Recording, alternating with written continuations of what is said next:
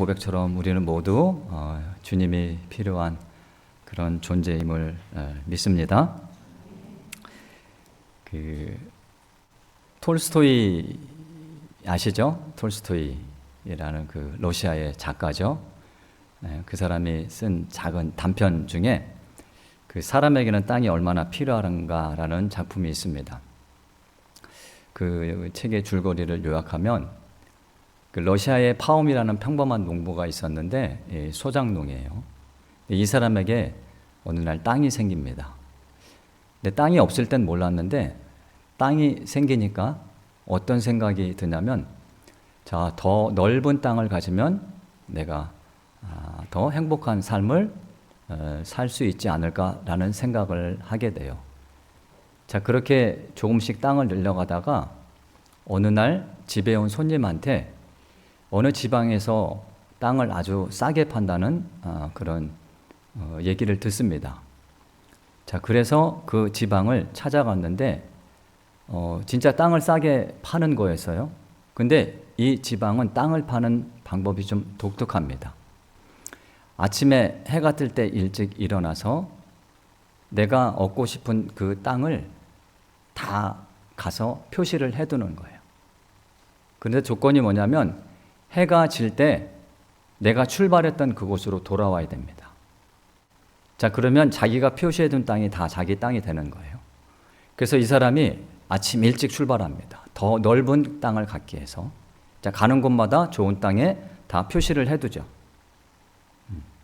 그리고 이제 중간쯤 갔을 때 이만하면 돌아가야겠다라는 생각은 했는데 어떻게 됩니까? 또 좋은 땅이 보이는 거예요. 그래서 더 가게 되고 더 가게 됩니다. 그래서 해가 질 때쯤 자기가 출발했던 곳을 향해서 막 뛰어가요. 막 달려갑니다. 그래야 이제 내가 표시해둔 땅이 내 땅이 될 수 있으니까. 자, 그렇게 해서 간신히 해가 지기 전에 자기가 출발했던 지역에 도착하는데 거기서 쓰러져 죽습니다. 자, 그러면 이 사람이 얻을 수 있는 땅은 자기 몸을 묻을 수 있는 작은 땅밖에 되지 않는다는 거예요. 자, 우리 인간의 탐욕이 얼마나 헛된지 그리고 허망한지를 깨닫게 하는 그런 이야기인 것 같습니다. 자, 그런데 오늘 우리가 이렇게 살고 있지는 않습니까? 오늘 본문에 나오는 성경 인물도 이 물질의 탐심 때문에 어리석은 길을 선택한 한 사람의 이야기입니다.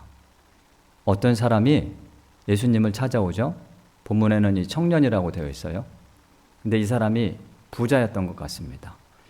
예수님한테 와서 물어보는 내용이 뭐냐면, 선생님, 내가 어떻게 해야 영생을 얻을 수 있겠습니까? 라고 했던 거예요. 자, 그런데 이 사람의 질문이 잘못된 게 하나 있습니다. 자, 뭐가 잘못됐을까요? 뭐가 잘못된 것 같아요? 16절에 나와 있죠. 선생님, 내가 무슨 선한 일을 해야 영생을 얻을 수 있습니까? 자, 이 질문에 잘못된 게 뭡니까? 자, 영생을 얻기 위해서 내가 무엇인가 하면 영생을 얻을 수 있다고 믿었다는 거예요. 자, 이게 잘못된 질문이죠. 자, 구원과 영생은 전적으로 누구의 은혜입니까? 하나님의 은혜죠. 내가 무엇을 해야 얻을 수 있는 구원이 아니고 내가 무엇을 해야만 얻을 수 있는 영생이 아니라는 겁니다. 자, 이 질문 자체부터 잘못된 거예요. 자, 그러면 구원받기 위해서 우리가 무엇을 해야 되는지, 그 청년의 물음에 예수님이 말씀하시죠. 내가 소원대로 영생을 얻으려면 계명들을 지켜라. 자, 이 말씀을 하시자 다시 이 사람이 묻습니다. 그러면 어떤 계명을 지키라는 말씀입니까? 라고 하자 주님이 말씀하시죠. 살인하지 마라, 간음하지 마라, 도둑질하지 마라, 거짓 증언하지 마라, 내 부모를 공경하라, 내 이웃을 내 자신과 같이 사랑하라는 말씀을 하신 겁니다. 자, 그러니까 그때 청년이 선생님, 이 계명들은 내가 어릴 때부터 잘 지키며 살아왔습니다 라고 대답했던 거예요. 자, 그런데 아직도 부족한 것이 있습니까? 라고 묻습니다. 자, 한번 보세요. 자, 여기서 예수님이 말씀하신 계명이 어떤 계명이죠? 십계명이죠. 자, 그런데 순서가 좀 맞지 않습니다. 보세요, 본문을. 살인하지 말라는 6계명이죠. 간음하지 말라는 7계명, 도둑질하지 말라 8계명, 거짓 증언하지 말라는 9계명입니다. 자, 그럼 그 다음 내 부모를 공경하라는 말씀은 몇 계명이죠? 5계명이에요. 자, 예수님이 십계명 순서를 몰라서 이렇게 뒤죽박죽 말씀하셨을까요? 그리고 끝에 말씀하신 것은 뭡니까? 내 이웃을 내 자신과 같이 사랑하라는 말씀은 5계명부터 10계명을 한 문장으로 정리한 말씀이죠. 자, 그러면 왜 예수님은 왜 십계명을 순서대로 말씀하시지 않았을까요? 자, 보세요. 살인, 간음, 도둑질은요, 대부분의 사람들이 하지 않습니다. 맞죠? 자, 그런데 그 다음 보세요. 거짓말, 부모 공경, 이웃사랑. 자신 있게 대답하기 쉽지 않습니다. 자, 예수님은 점점 지키기 어려운 계명을 의도적으로 말씀하시기 위해서 십계명을 뒤죽박죽 섞어서 말씀하신 거예요. 갈수록 우리가 지키기 힘든 말씀이라는 겁니다. 자, 그러면 예수님이 이렇게 말씀하셨으면 이 청년은 무엇을 깨달았어야 돼요? 내가 십계명도 제대로 지킬 수 없는 죄인이라는 것을 깨달을 수 있었어야 합니다. 그런데 이 사람은 자신이 무엇인가를 해서 영생을 얻을 수 있다고 그렇게 믿었다는 거예요. 그래서 주님이 이렇게 뒤죽박죽 해서 섞어서 말씀하셨다는 거죠. 자, 이제 예수님은 그 청년에게 마지막으로 말씀하시죠. 내가 온전하게 되려면, 내가 질문한 대로 영생을 얻으려면 네가 가지고 있는 재물들을 다 가난한 사람들에게 나눠주고 너는 나를 따라와라 라는 말씀을 마지막으로 하십니다. 그러니까 주님의 말씀을 듣고 이 청년이 재물이 너무 많아서 근심하며 돌아갔다라는 말씀이 이 사람과 예수님의 대화 장면의 끝 부분이죠. 자, 그러고 나서 주님이 이제 제자들에게 말씀하시죠. 부자가 천국에 들어가는 것이 어떻다? 어렵다. 낙타가 바늘기로 들어가는 것이 부자가 천국에 들어가는 것보다 쉽다라는 말씀을 하신 거예요. 자, 그러면 낙타가 바늘기로 들어가는 게 가능합니까? 불가능하죠. 자, 그러면 그만큼 부자가 천국에 가는 것도 불가능하다는 의도로 말씀하셨는데, 자, 보세요. 어렵다고 말씀하셨죠. 23절 보니까 어렵다고 말씀하신 거예요. 부자가 아예 천국에 들어가지 못한다고 말씀하신 게 아니고 어렵다고 말씀하신 겁니다. 그러면 부자도 천국에 갈 수 있다 없다? 있다는 거예요. 무턱대고 부자가 잘못됐다고 말씀하신 게 아닙니다. 자, 그러면 왜 그렇게 어렵다고 말씀하셨는지 한번 오늘 본문 말씀하고 구약 성경하고 연결시켜서 한번 말씀을 나눠보도록 하겠습니다. 애굽의 노예로 살고 있던 이스라엘 백성을 하나님이 구원해 내시죠. 그리고 그들을 가나안 땅으로 인도하시기 전에 시내의 산이라는 곳에서 1년 동안 이스라엘 백성하고 지내십니다. 거기서 1년 동안 이스라엘 백성들에게 십계명도 주시고 또 여러 가지 그런 계명도 주시고 1년 동안 어쨌든 부흥회를 하신 거예요. 이스라엘 백성하고. 그 내용이 출애굽기 19장부터 민수기 10장까지가 시내산에서 있었던 그런 1년 동안의 내용이 바로 그 말씀들입니다. 정확히는 민수기 10장 10절까지가 시내산에서 있었던 이야기예요. 자, 그리고 민수기 11장에 보면 드디어 가나안을 향해 첫 발을 내딛습니다. 자, 거기서 어떤 사건이 있었는지 우리 한번 가서 확인해 보겠습니다. 민수기 11장 한번 볼까요? 민수기 11장, 구약성경 민수기 11장 213쪽입니다. 자, 1년 동안 하나님의 말씀을 듣고 이제 그들이 우리가 하나님 말씀대로 살겠습니다 라고 고백을 하고 나서 이제 가나안을 향해서 첫 발을 내딛는 장면이 11장입니다. 민수기 11장. 자, 그런데 출발점부터 그들의 믿음이 흔들리기 시작합니다. 자, 이스라엘 백성들이 애굽에서 나올 때 이스라엘 백성들만 나온 게 아니라 다른 민족, 다른 인종 사람들하고 같이 섞여서 나왔어요. 그게 이제 출애굽기 12장에 보면 나와 있는데, 자, 그들이 4절 말씀을 보면, 자, 그들 중에 섞여 사는 다른 인종들이 자, 무엇을 품었다고 하죠? 자, 탐욕을 품으니까 이스라엘 백성들도 울면서 뭐라고 말하냐면, 누가 우리에게 고기를 주어 먹게 하느냐고 불평하기 시작합니다. 자, 조금 전까지 시내산에서 하나님의 말씀을 듣고 우리가 이제 하나님의 말씀대로만 살겠습니다 라고 다짐했던 자들인데요, 그들이 그 가나안을 향해 첫 발을 내딛는 순간부터 그 탐욕의 소리, 세상의 소리를 듣기 시작하니까요, 불평을 하기 시작했다는 거예요. 자, 누가 우리에게 고기를 주어 먹게 하랴. 자, 사탄이 예수님을 제일 먼저 시험한 것도 이 돌이 떡이 되게 하라는 말씀이었죠. 사탄은요, 우리가 어떤 부분이 가장 약한지를 잘 압니다. 그래서 그것부터 건드려요. 이 먹을 것부터 건드리는 거예요. 1년 동안 하나님의 말씀으로 단단히 무장했던 자들인데 가나안을 향해 첫 발을 내딛는 순간 이 탐욕의 소리를 듣자 울면서 하나님께 원망하고 불평하기 시작하죠. 자, 여기서 인간의 탐욕이 얼마나 무서운지를 볼 텐데요. 자, 5절 첫 부분을 보면 뭐라고 합니까? 이들이 5절 첫 부분 말씀 보니까 우리가 어디에 있을 때에는, 애굽에 있을 때는 이라고 말을 해요. 자, 애굽에 있을 때가 언제예요? 하나님께서 이스라엘 백성을 구원하시기 전입니다. 맞죠? 무슨 뜻입니까, 이게?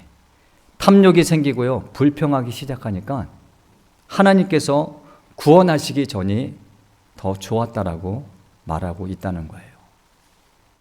이게 얼마나 무섭습니까? 하나님의 구원도 필요 없다는 거예요. 오히려 구원받기 그 전에 삶이 더 좋았다라고 불평을 하죠. 그럼 우리의 신앙은 어떨까요? 힘들고 어려울 때 하나님께 매달리고 어떻게 하면 하나님 말씀대로 살려고 하지만 삶이 좀 나아지고 편안해지고 그러다 보니까 신앙도 어떻습니까?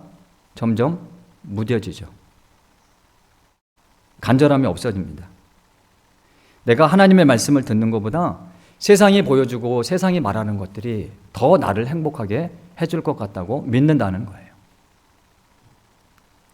우리 안에 탐욕이 자리를 잡기 시작하면요, 하나님의 말씀이 은혜로 다가오는 것이 아니라 부담으로 다가옵니다. 강남에 있던 어떤 교회 목사님이 매 주일마다 십자가 이런 설교를 하니까 교인들이 그랬다고 해요. 하나님, 십자가는 부담되니까 그런 설교를 좀 그만하시라고. 응? 아니, 좋은 얘기도 많지 않습니까? 잘 먹고 잘 사는 이야기, 성공하는 이야기, 그런 말도 많은데 왜 맨날 십자가지라고 하십니까? 세상에 젖어 살면요, 하나님의 말씀이 부담으로 다가옵니다. 은혜가 없어져요. 그래서 결국 적당히 신앙생활하죠.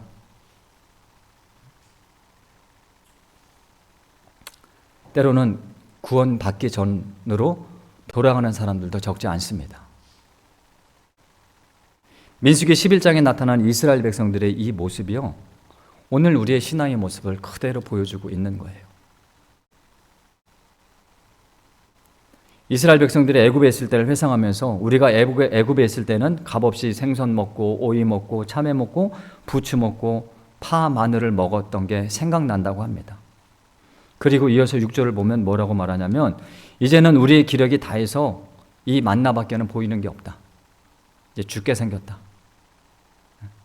세상의 소리를 듣고 탐욕을 품으니까요, 현재 삶의 자리에서 주어지는 그 하나님의 은혜에 만족하지 못합니다. 오히려 불평하고 원망을 늘어놓죠. 자, 만나가 뭡니까? 만나가 뭐죠? 출애굽기 16장 35절 보면 이런 말씀이 있어요. 사람이 사는 땅에 이르기까지 너희가 가나안 땅에 들어가기 전까지 이스라엘 자손이 40년 동안 만나를 먹었으니 곧 가나안 접경에 이르기까지 그들을 만나를 먹었더라. 만나는요, 하나님께서 광야에서 40년 동안 매일매일 하루같이 하루도 거르지 않고 이스라엘 백성을 먹이시고 입히셨던 하나님의 은혜입니다. 그런데 세상의 탐욕의 소리가 내 안에 들리기 시작하니까요, 그 하나님의 은혜가 이제 필요 없다고 말하는 거예요. 만족하지를 못합니다. 하나님이 주신 것보다 세상이 보여주는 것이 더 좋아 보이기 시작해요. 자, 그러니까 이스라엘 백성이 그 불평과 원망으로 시작된 것이 모세의 귀에 들리죠. 자, 모세도 어떤 말을 하는지 보겠습니다. 모세가 11절, 12절 보면 모세가 이런 말을 해요. 어찌하여 주께서 종을 괴롭게 하십니까? 어찌하여 내게 주의 목전에서 은혜를 입게 아니하시고 이 모든 백성을 내게 맡기사 내가 그 짐을 지게 하십니까? 이 모든 백성을 내가 배웠습니까? 내가 그들을 낳았습니까? 어찌 주께서 내게 양육하는 아버지가 젖먹이는 아이를 품듯 그들을 품에 품고 주께서 그들의 열조에게 맹세하신 땅으로 가라고 하십니까? 하나님께서 모세를 부르셨죠. 그 이스라엘 백성을 구원할 그런 아주 막중한 사명을 그에게 주신 겁니다. 근데 이 모세가 뭐라고 말을 해요? 모세가 11절 보니까 어찌하여 내게 주의 목전에서 은혜를 입게 하냐시고 이 모든 백성을 내게 맡기사 내가 그 짐을 지게 하십니까? 하나님이 주신 사명이 뭘로 느껴져요? 짐으로 느껴져요. 인간의 탐욕이 이렇게 무섭습니다. 하나님이 주신 은혜가 짐으로 느껴져요. 세상의 소리를 듣기 시작하니까 지금까지 나를 입히시고 먹이셨던 그 하나님의 은혜가 짐으로 느껴진다는 겁니다. 여기까지 가면 끝난 거예요. 하나님이 주신 사명이 짐으로 느껴지는 사람은 이제 끝입니다.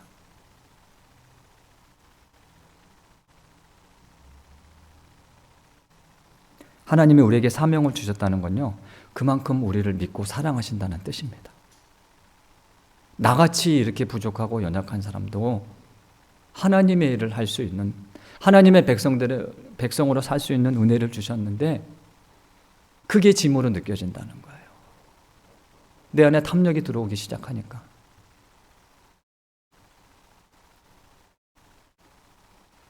백성들이 원망할 때 뭐라고 했죠? 누가 우리에게 고기를 주어 먹게 하겠느냐라고 하죠. 13절에 보니까 모세가 하는 말이에요. 이 모든 백성에게 줄 고기를 내가 어디서 얻겠습니까? 내가. 이스라엘 백성과 모세 입에서 나오는 말이죠. 이들에게 지금 누가 없습니까? 하나님이 없습니다. 하나님이 보이지 않습니다.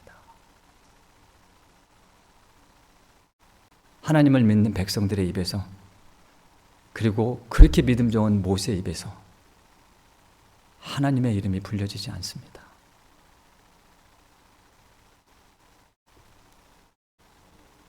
그래서 이 모세가 뭐라고 말하냐면 21절에서 22절, 모세가 뭐라고 말하는지 우리 같이 읽어볼까요?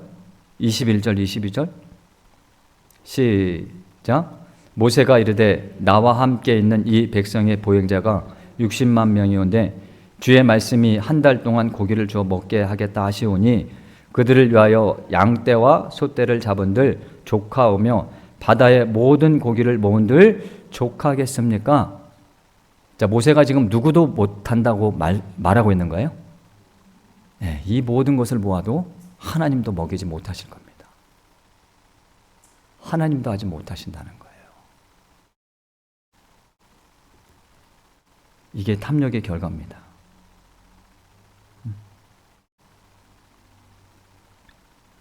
모든 우리의 믿음을 흔들어놔요. 이 탐욕은 하나님도 할 수 없다고 믿는다는 거죠.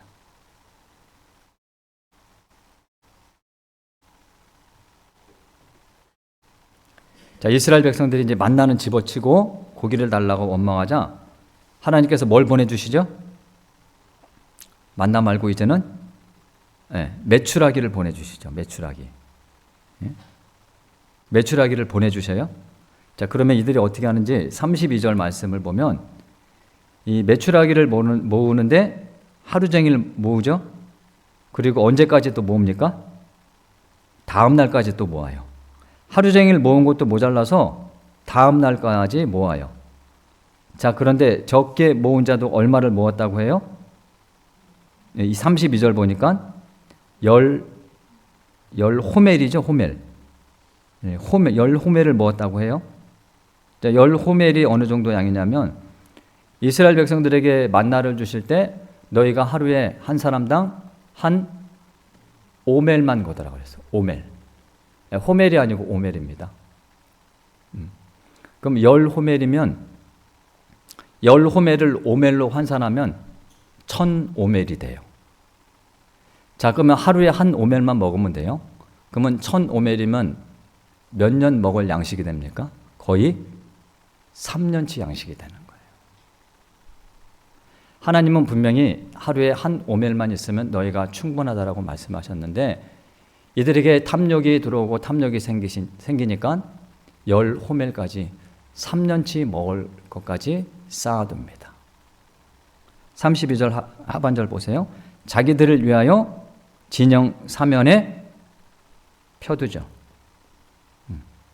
3년 먹을 양식을 펴둡니다. 보세요. 자, 그러면 하나님의 말씀대로 가나안 땅을 향해 갈 수 있을까요? 없을까요? 못 갑니다. 내가 모아둔 이거 아까워서 못 갑니다. 결국 인간의 탐욕은요, 하나님 말씀대로 살 수 없게 만들어요. 하나님 말씀 들리지 않습니다.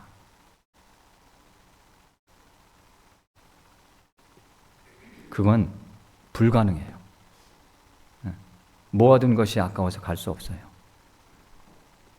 그들의 귀에는 하나님의 말씀이 들리지 않고 그러니 하나님 말씀하신 대로 그 가나안 땅을 향해서 갈 수도 없습니다. 이것이 오늘 우리의 삶의 모습은 아닙니까? 10년, 20년, 아니 그 이상 먹을 것을 모아놔야 내가 행복할 것 같아요. 아니 죽을 때까지 모아놔야 자식들에게 물려줄 것까지 모아놔야 안심이 되고 내가 미래가 보장된다고 믿고 있지는 않습니까? 이제 만나에 만족하지 못하고 탐심으로 가득한 이 사람들, 이스라엘 백성들의 삶이 어떻게 전개되는지 한번 볼까요? 우리 구약성경 한 군데 더 보겠습니다. 시편 78편을 한번 볼게요.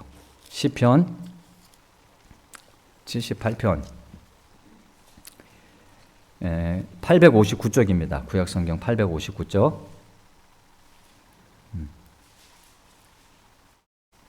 시편 78편 26절부터 29절을 제가 읽어볼게요. 어떤 내용인지 보세요. 78편 26절부터 29절입니다. 자, 그가 동풍을 하늘에서 일게 하시며 그의 권능으로 남풍을 인도하시고 먼지처럼 많은 고기를 비같이 내리시고 나는 새를 바다의 모래같이 내리셨도다. 그가 그것들을 그들의 진중에 떨어지게 하사 그들의 거처에 두셨으므로 그들이 먹고 심히 배물렀나니 하나님이 그들의 원대로 그들에게 주셨도다. 자, 메추라기를 보내주신 내용이죠. 네, 그 말씀입니다. 자, 그런데 보세요. 30절 보니까 그러나 그들이 그들의 무엇을 버리지 못합니까? 욕심을 버리지 못합니다. 욕심을 버리지 못하니까요. 결과가 31절에 나타나요. 하나님이 그들에게 노염을 나타내사 그들 중 강한 자를 죽이시며 이스라엘 청년을 쳐 엎드리셨도다. 하나님이 재앙을 내리셨죠. 그럼에도 불구하고 탐욕이 얼마나 무서운지 32절 보세요. 그런 재앙이 임했음에도 불구하고요. 탐욕을 아직도 품고 있으니까 이러함에도 그들은 여전히 범죄하여 그의 기이한 일들을 믿지 못합니다. 아니, 믿지 않습니다.